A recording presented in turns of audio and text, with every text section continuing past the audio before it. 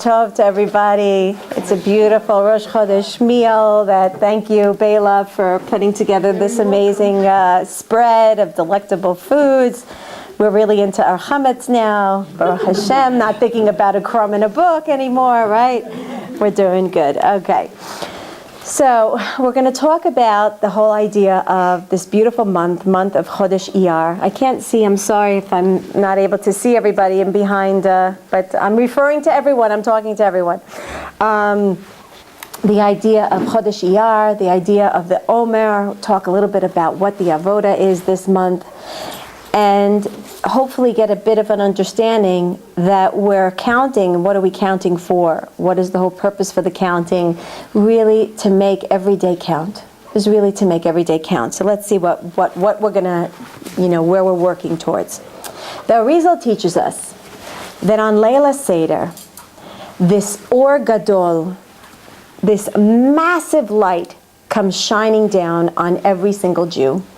Once a year, when we bring in the Chag, when we daven Tefillat Arvit on Leila Seder, we are zochet to this immense, beautiful, like a bang of light of Kedusha that stays with us the entire Leila Seder, till the end of the Yom Tov, the first Yom Tov, after the first Chag. And it goes away. After that, we have to work for 49 days to acquire that light back. It takes us in other words, we were first gifted with this immense gift of this light in the zchut of being saved from all of that happened in Mitzrayim, and in the zchut of having that embracing love and divine providence take us out of Mitzrayim. We got that light as a gift. And then Hashem says, now you have to work for it until you reach the pinnacle, the 50th day. And on the 50th day, when you reach what's called Shar Hanun, the 50th gate, the 50th day, you're going to have that light. But this time, it's going to be due to your work. And this is the way of life. This is the way of life. Hashem gives us a gift, says, come on, taste it. You taste it? See how sweet it is? Isn't it great? Oh, I got to take it away from you. Now work towards it. Now you know not only that you can reach it, but now you know how wonderful, how succulent it is. And now I want you with that cheshek, with that enthusiasm, I want you to go and run after it. But this time it'll be yours. You will have acquired it through your own work. And that is the pattern of life. It's like getting a child to walk. You say, you first give them the hands, come, walk, you help them along, and at one point you say, Mommy's got to let go, right? The hardest part of parenting, when you've got to let go. And even though you see your children, how many times do I say, you're going to go into a brick wall, and you got to let go. You got to let your child walk into that brick wall until they finally understand that they need to turn. Even though you could talk until you're blue in the face, right? I see lots of smiles. Everyone understands what I'm talking about. Not a foreign concept to us mothers. The idea is we try, we give, the idea is Hashem leads us to the place where we need to go. And then he says the whole idea of this olam, the whole idea of this world is for me to give you to an idea of what your potential is, and then you have to actually actualize it by going through the nisyona, by going through the ups and downs of life. And the Baal Shem Tov HaKadosh gives an amazing parable to sort of bring this so that we have an idea of what it means. The Baal Shem Tov HaKadosh says, it's just like someone who climbs on the highest tree and is able to scout the entire land and see the whole landscape in front of him from the highest heights, and then he comes down and he uses the clarity of vision that he acquired when he was on top to guide his way. That's Hashem. Hashem says, go and see what it feels like. Remember you were there, and now use that to map your way through the forest of life and through the weeds of life. And so it's written, the mitzvah of this time, it's called V'safartem Lachem. Now if anyone notices, Safartem Lachem is double language. Safartem means Lachem. Why do I have to say Lachem if I already said Safartem, right? We know our prefixes and our suffixes in Hebrew, right? So first of all, let's understand, what does it mean, lispol? So Chazal teach us lispo, to count, comes from the root word closely linked to sapir. Sapir is a sapphire stone, a beautiful, brilliant, gorgeous stone. And the idea through the counting is for us to illuminate the beauty of our material coarse selves. Through the counting, and soon we're going to get to it and try to understand a little bit more. But the idea is through the counting, there is something that I do through the counting that actually polishes the material aspect, the coarseness of myself, of my being, of my shore, which is the zodiac, right? The zodiac sign of the month. I'm illuminating that material, I'm polishing it up, and I'm brightening up my soul. And so when it says safartem lachem, it means it's not enough lispo. Safartem means count. You count. Lachem, it should belong lachem. It should belong to you. It should radiate from within. I don't need the lip service, Hashem says. I don't need you to just count. I want it to radiate within you so that you really take in the counting. Because what are we doing with the counting? We're counting every aspect of the spheras. Sphera, there you go again, with the sapir. The whole idea of Hashem's intervention with us, Am Yisrael, is through sapir. It's through enlightenment. It's through illuminating us. And that is how Hashem interacts with us. And Hashem says, through the refinement of your animalistic self, by you discovering, slowly letting go of all the negativity, right? We did that before Pesach. We were scrubbing our souls clean. We were working very hard, and we were gifted with that light.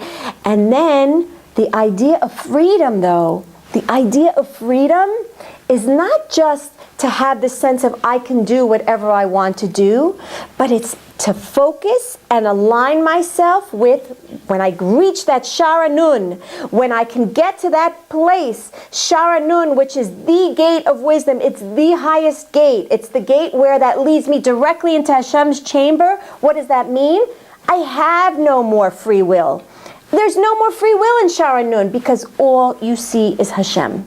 And there is no, what is freedom? Freedom means I'm not being restrained or constrained from attaining that which I want. When you're in Sharanun, you have no ma'avak. You have no battle within. You're already there. You've already reached the perfection. You already don't have any more inner battles. You've already reached to where you need to go. And so the idea is through the next 49 days, from the second day of Pesach until the day of Shavuot, we have to refine ourselves to receive that great light called Torah, that is all kulo all, right? The Torah is all light.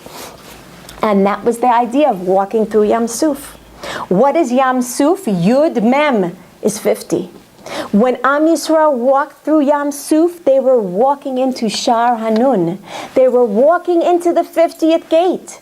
They were enclosed and showered and enveloped in Hashem's wisdom, in Hashem's embrace. They understood with full might and mind that they were in Hashem's hands. And that's the avoda of every single one of us. What does it say? Az Yashir. Az is 8. 8 is the aspect of Olam Haba. In other words, the idea of that we can sing. The idea of singing is done in the eighth category of life. Everything in this world, 7 is the basis of the material existence. 8 already means beyond existence. It means perfection. It means, look at the way the 8 is written, right? It's a constant, never ends. There's no end to it. It's eternal. 8 is eternal. It comes shmona from the word shamen. It means from something that's extended beyond the limits, right? That's what, in a way, heaviness means. It means extending beyond our limits. And so the idea of 8, Az Yashir, is it's getting to a place that's beyond this world, right? That's why Shmona Yemei Milah, right? Everything is Shmona. Shmona Yemei Pesach, Shmona Yemei Chanukah, right? The whole idea of everything being 8, Shmona and Chutz La'aretz and such. The idea is everything is beyond. The whole thing is beyond. And so that's the idea of where we're trying to reach through the counting. What are we trying to achieve? What we're trying to achieve in the next 49 days, minus whatever we've passed so far, is the idea of Kedusha. What does it mean, tuma? What does it mean, kedusha? And this has very much to do with the upcoming parsha of ve'kedoshim to you, right? Acharei mot and kedoshim is the upcoming parsha. What is kedusha? What is atimut? What is tum'ah? I'm sorry, I just gave myself the answer, but okay. What is kedusha? Anybody have any idea? What is kedusha? Can somebody tell me what kedusha is? Holiness. What? Holiness. What would that mean? What does it mean I'm holy? What does it mean that I'm holy? What? Putting Hashem first. Okay. Now I'm going to give you a hint. HaKadosh Baruch Hu. Kadosh Baruch Hu. He is holy, which makes us holy. Thank you. And so Kadosh Baruch Hu means, how do I become Kadosh? When I attach myself to the source of Kedusha. Kadosh Baruch Hu. It all comes from who? It all comes from the source of the Makor HaShefa. The Makor of Kedusha is Hashem. And so the idea of holiness is to attach myself to all that Hashem is and epitomizes and all that He stands for. Everything that He stands for. What does Hashem stand for? What does Hashem stand for? Truth. Truth, thank you. What else?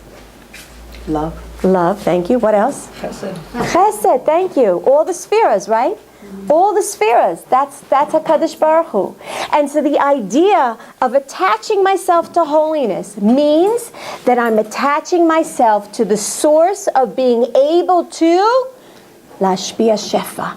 That whatever I have, whatever midot I work on, I don't hold it for myself. I give it. What does Hashem do? Everything that He has, He gives to us. Unconditionally. Goodness, He gives. Fairness, He gives. Patience, He gives. Right?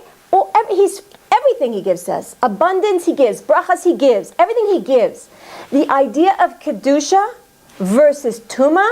Kedusha is something, when I'm striving to be in a place of Kedusha, I want to give forth that which Hashem has. Just like Hashem gives, I need to give everything that I have. All the good character traits that I have, I want to give forth. What's the opposite? Tuma. Tuma from the word atimut, to be sealed, to be closed within. The epitome of selfishness, that's Tuma. Tuma means separation. I'm separating myself. What I have is mine.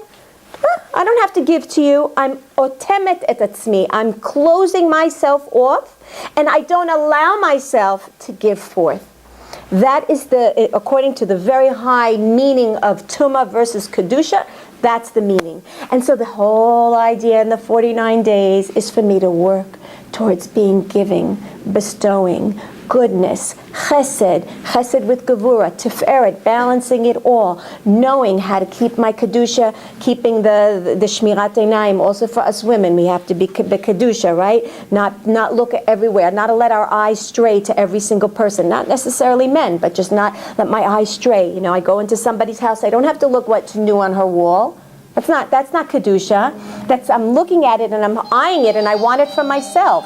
I'm not eyeing it necessarily because I want to give, a compliment. It has to be for the right reasons. So the whole idea is to acquire whatever I acquire through the next 49 days, but to give it. Let it go. Give it to others. Share it with others. That's why the best thing is to learn and to teach. Call up your friend. You just read something beautiful. You just heard a great share, hopefully tonight.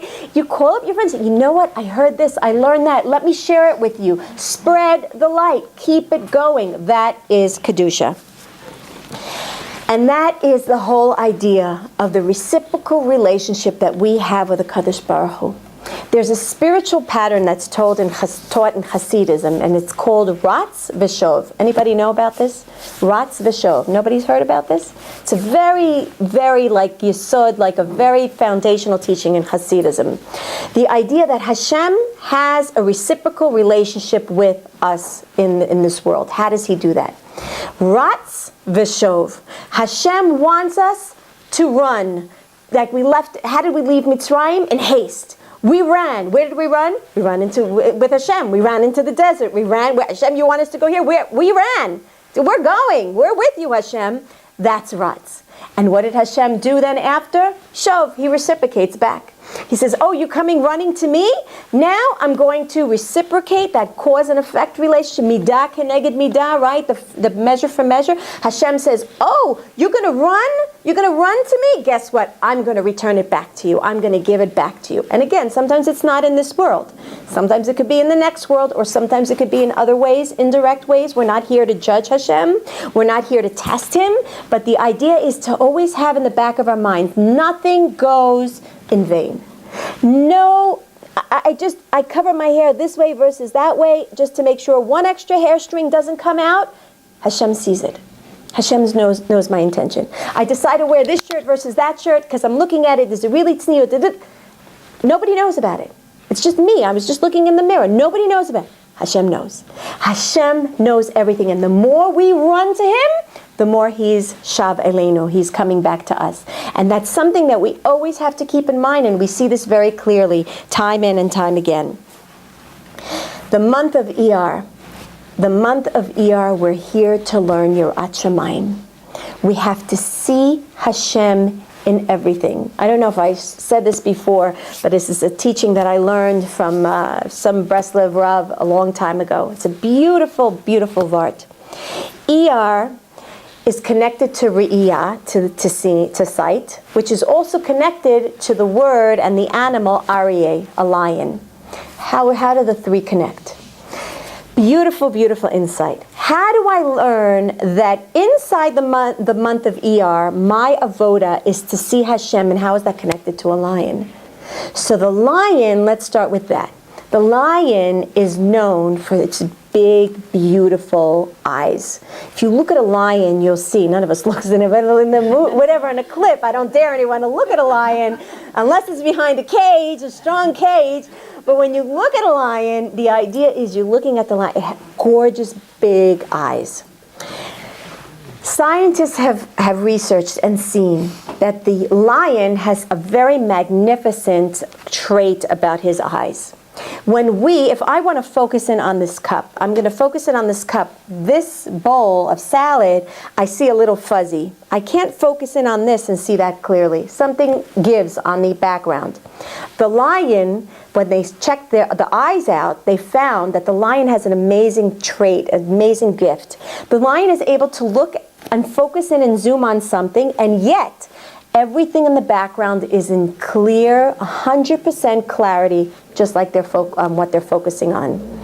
It's a magnificent gift that the lion was given, and maybe that's also aiding him in not having fear towards what's around him, because if he's focusing on eating that rat, let's say, and he sees, I don't know, something coming, a few feet, behind, he could see it. He's clear about it, and maybe that's what makes him that he's not scared and he's the king. And that teaches us about fear. That teaches us about being a gibor. That teaches us about being unfearful. Is if we could just focus on what's going on in front of us, aka, yes, our life. Our life is what's in front of me right now. I don't see what's in Olam Haba. I don't know what happened to me in my past life.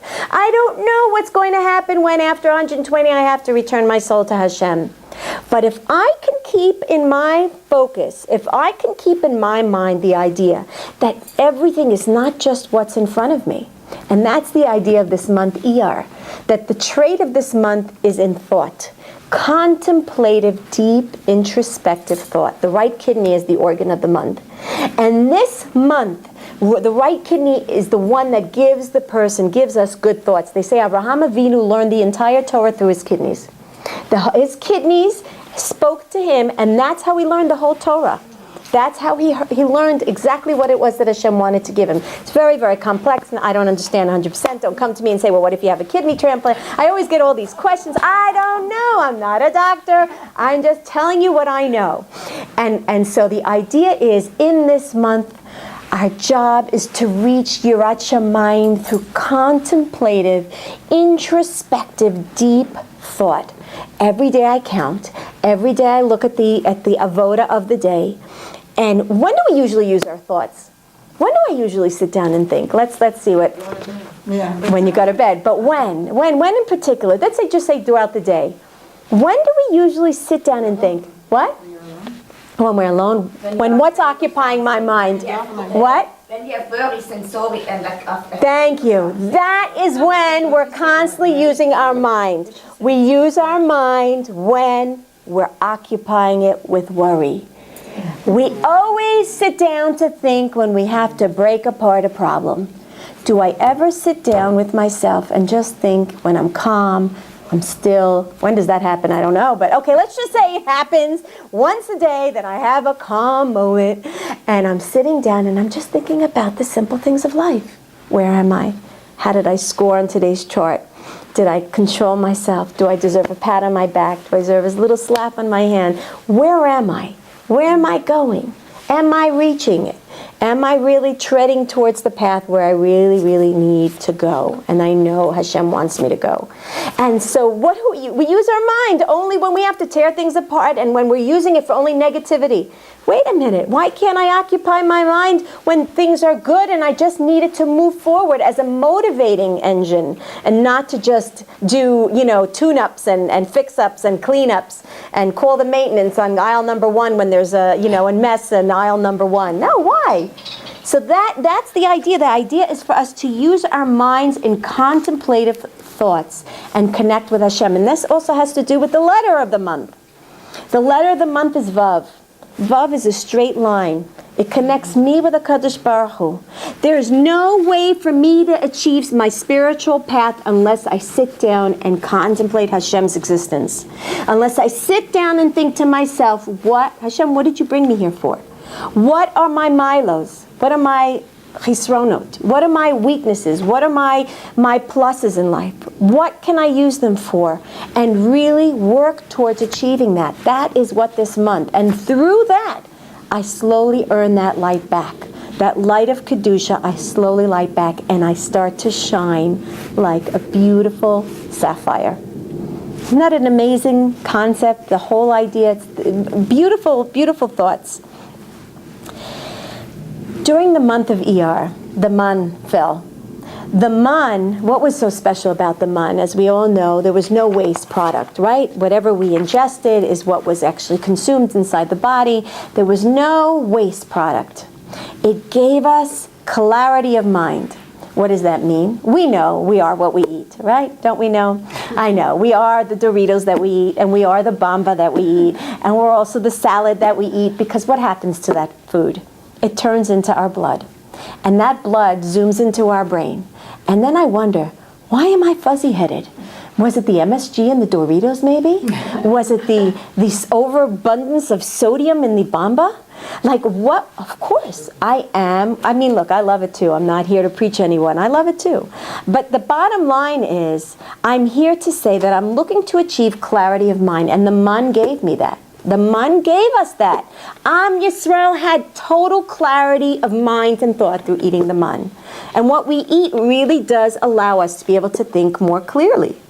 And what did the Miriam, the well of Miriam, the Be'er Miriam, what did it give us? It gave us purity and clarity of heart.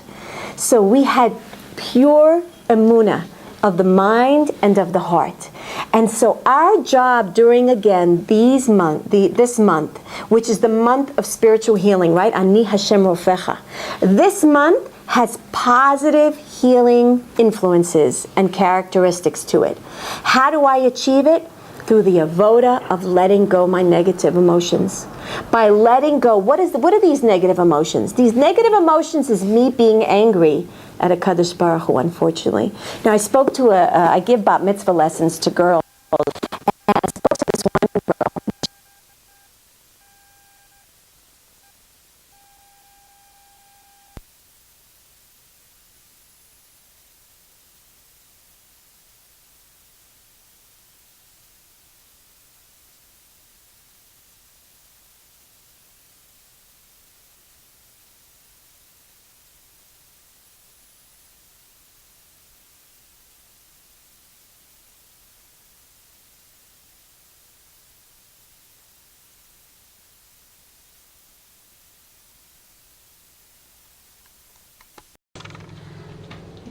We're through the MP3. By asking the question, Hashem, where are you? We'll be able to say, or ready to bring clarity of mind and say, oh, where are you? Let me just make sure this is working. Where are you means, I already know you're here. Because if I'm asking the question, where are you, I'm already assuming you're here. It's like if I'm looking for someone, even if I know they're hiding, I know they're there. Because otherwise, why would I bother looking, right? Hide and seek is a great game because you're looking for someone who you actually know is there. So that makes it fun with the game. But if you knew that the person wasn't there, you wouldn't bother looking for him, right?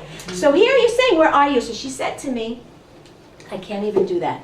I knew right away she's angry at Hashem.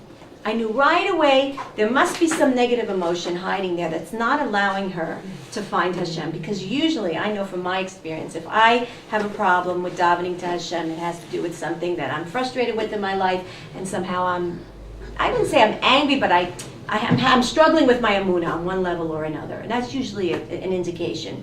And so the idea is, we went through and we asked them a bunch of questions. After an hour and a half, we finally came to the conclusion and we understood why that she's really angry. She's frustrated with the Torah life, whatever it is. I don't have to get into details, but the bottom line is that's what was holding her back. And so if I can let go of my negative emotions, if I can grow in my Emuna, and at the end of the day sum it up and say Emuna equals acceptance, love of Hashem, understanding, it's all good. It's all right. The four buttons goes a long way. Learn them by heart and know to churn them. You'll be tested on it. Not by me, but by life. Life has its way of testing us. And so if I can learn and understand Emuna, then I can let go of my negative emotions and I can have a relationship with Hashem. And that is part of Kadoshim to you. How do I make myself Kadosh? Let's look at this. In the days and the generations of the Rishonim, they were zoche to such amazing, amazing miracles. Downright miracles. Not Yam Suf, but they got miracles. They sat, they davened, they got rain. When do we sit and daven and say to Hashem, we want rain? Choni Amagel, sit in the circle, make a circle. We don't even have someone who dare to even say that he has the awe to do it. Those days they were so zochet to merit to see downright open revealed miracles. Why don't we have that today? Why don't we have that today? What are we doing wrong? There's not enough Emuna. Okay, that's a very true. Best Mikdash, okay, but there's something the everyday moshmo, as I call us, the everyday average person. We're not doing something right. I'll give you a hint. What is a miracle? What is a miracle? A miracle is a breakage of nature. It's breaking the nature. I'm leaving it up to you. Continue. What are we not doing here? Midah, remember? Midah keneged midah. Hashem goes like our own nature. Why?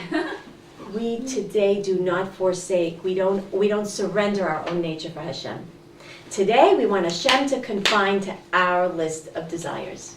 Hashem, I daven to you, I fasted for you, I do tani dibur for you, I keep mehadrin food for you, I dress like this for you, and you're not doing what I'm asking you to do, Hashem.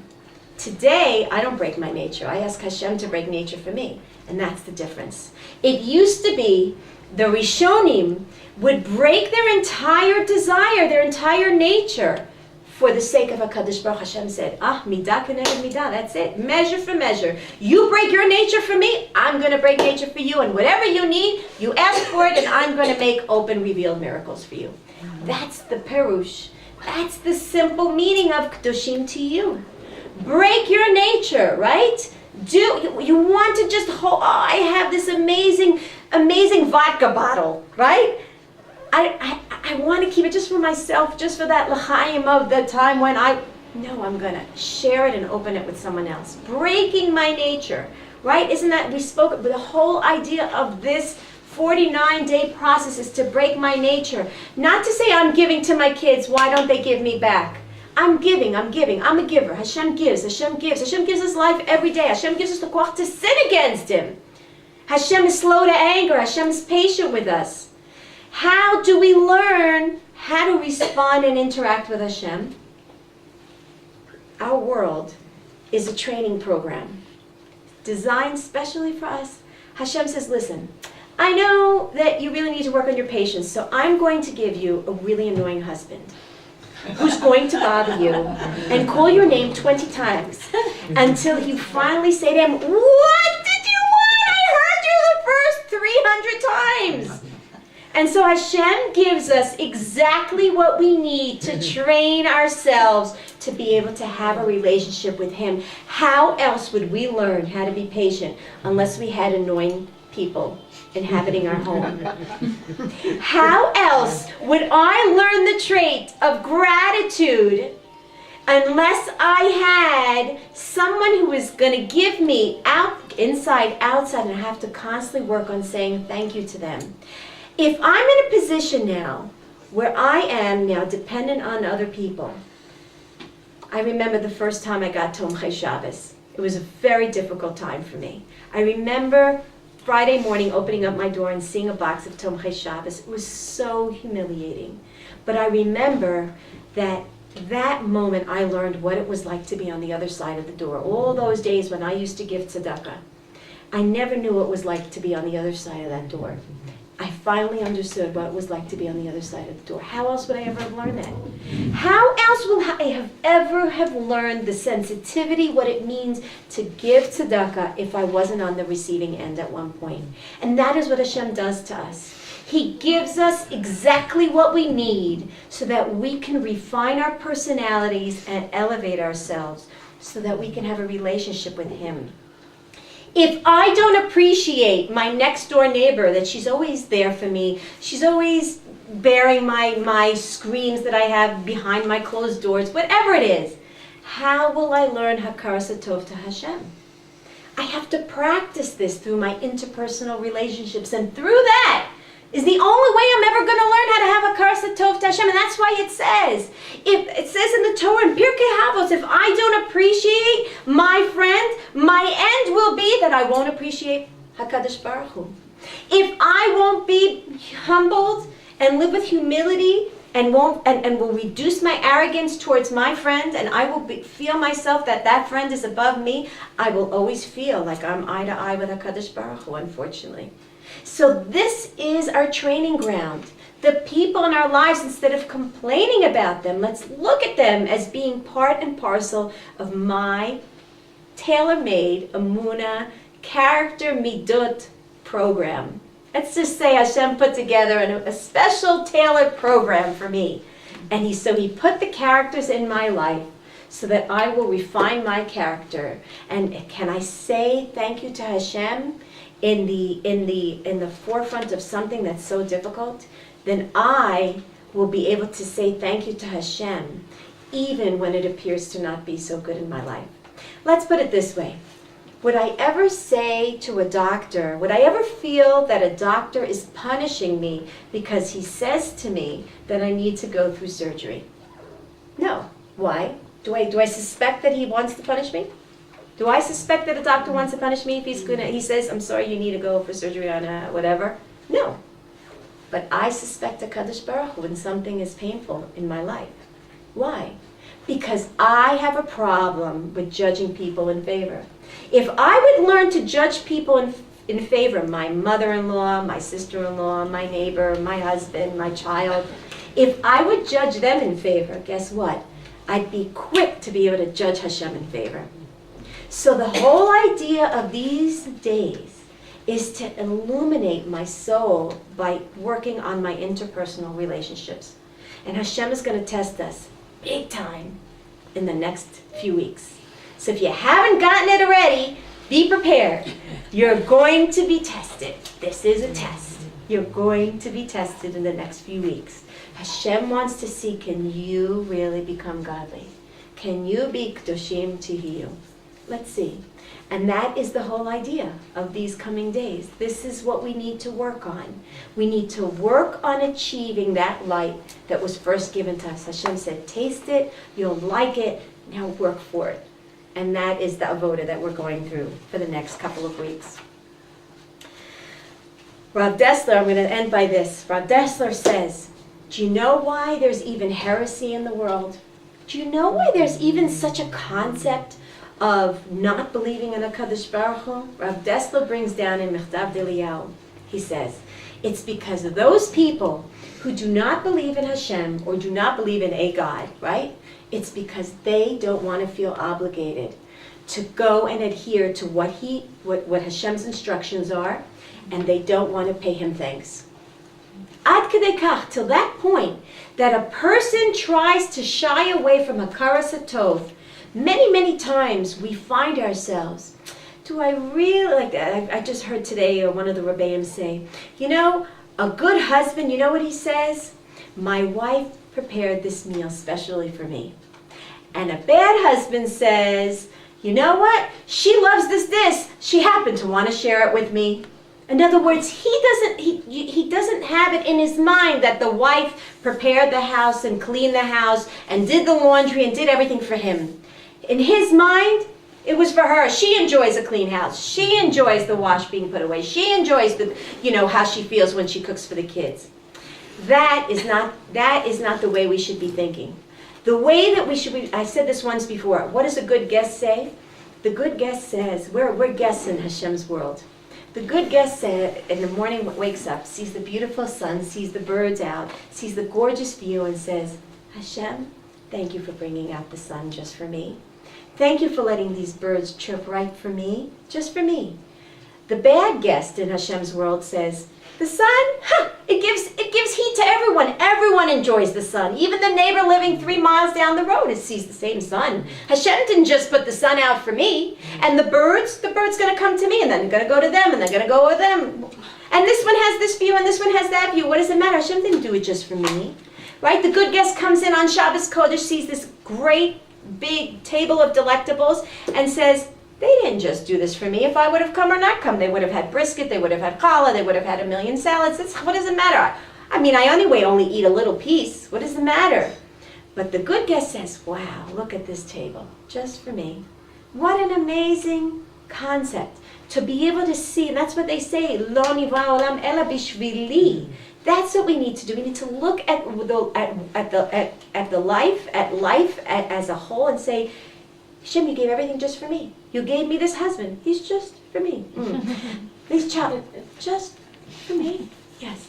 And these neighbors, they're just for me. And everyone's just for me. And I know they're good for me. Why, I don't know, but I'll discover it. I'll try to find the reason why. But there's definitely a reason why. There's definitely a reason why. Why I have an annoying neighbor that decides to move chairs at 1 o'clock in the morning. That's for me, just for me. Why? I got to tell you my story, my Pesach story. Why is it that 2 hours just before my Chag Sheni, Thursday night, when there's no plumbers in town, the sewage started coming out from my laundry room, and I had yummy 2 and 3 and number 1 crawling and floating through my home.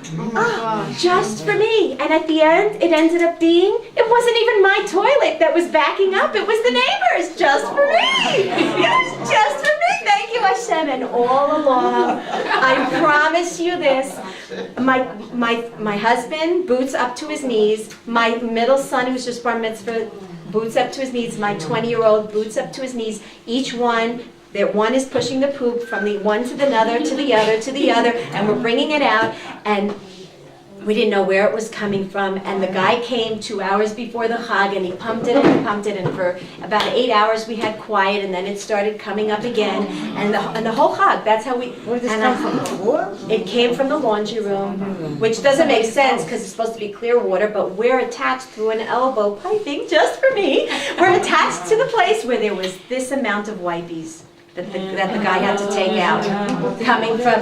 Now, I'm not blaming my upstairs neighbors, because it could have been from years past. I mean, it could have been accumulation. Was it coming from the ceiling? No, it was coming from the apartments upstairs. But where did it come down? Oh, no, it was coming up from my laundry room. And then I remembered that every shiur that I mentioned my washing machine, what is one of the things I say? Chol comes, and wouldn't you be upset if you didn't have your washing machine like the day Chol Hamoed ends, right? Because you have I had 14 loads of laundry, and I couldn't do my wash. And I thought to myself, look at that! Did I jinx? It was just beyond.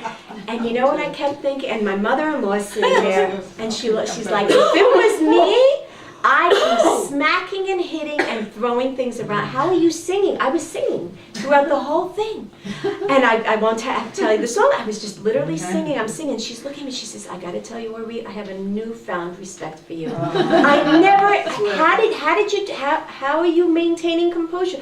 I said, you know why? Because Hashem's showing me all the gook and the dirt that's still hiding within myself and in my family. And he's bringing it up to me so that I can clean myself out. It couldn't have been. It was, I said, with all the avoda I did in Pesach, I still had some repressed negativity and negative emotions. And that's what I had to work on. Was that your knee-jerk reaction, or you had to get to that? No, right away. I saw the poop. I said to my husband, Avi, we've got underlying gook that we didn't clean out for Pesach. I said, who are we angry with? I said to him, it's all of our families. There must be something all of us have in common. All of us are angry at someone or are harboring feelings towards someone. Something negative is happening in this house, and we need to get. So my husband and I actually sat down, and we sat down with each other. We actually can't. We know exactly where it's from. You figured it out? Figured it out right away. Whoa. Right away. And then the poop went away? And everything went away. Of course it did. It's me done. Can I get me done? What are you kidding me? Of course. It was course. It was so funny. My husband at one point, he was sleeping. He was trying to get some rest. Now, we didn't really have rest because we never knew when it was coming. Now, my in-laws are older. We were scared that the laundry was right adjacent to their room. We were scared that, like my son, what happened? He got out of the room and he slipped. He did a slide in the hallway from the water. That's how I discovered it. So I was scared that my older father-in-law, that he was gonna, God forbid, gonna fall. So we couldn't sleep. We mamish couldn't sleep. So at one point I was on the phone with someone and he's yelling out, Orit! I'm like, what? He said, did it come out? I said, no, you're dreaming. Go back to bed. We were so paranoid. We were just so paranoid that it was coming up from, where's it coming from? Is it coming up? Is it going to be coming from somewhere else? But, so that's, I don't know how I got into this. I must have really wanted to tell you about this. But anyway, the idea is to work on ourselves. Everything is a message. Everything has a reason. And it's not to get angry at Hashem. I actually said, Hashem, thank you. Thank you for showing me that I have more avoda to do. When we sin, we're supposed to thank Hashem. Thank you for showing me my weakness. Now I know that I'm not perfect and I need to work. Thank you for crushing my ego, is what I say to Hashem. When I find myself in sin, I thank you for crushing. I thought, if I even thought that I was on a level where, I'm okay. You showed me, boy did you show me. I am downright dirty still, that I've got a lot of work still to do. That's the beauty, that's strength, that's great, that's Kedusha. To see that there's positive messages in everything that Hashem gives us. Be'ezrat Hashem, on that fine note, I wish for all of us that we don't have any sewage coming through our houses, so that we'll realize we have avoda to do, that we'll get much more subtler messages, and that we'll really be able to polish that sapphire, that beautiful sapphire that's within every single one of us. Wow. Make every day count. Thank you so much. Like every day.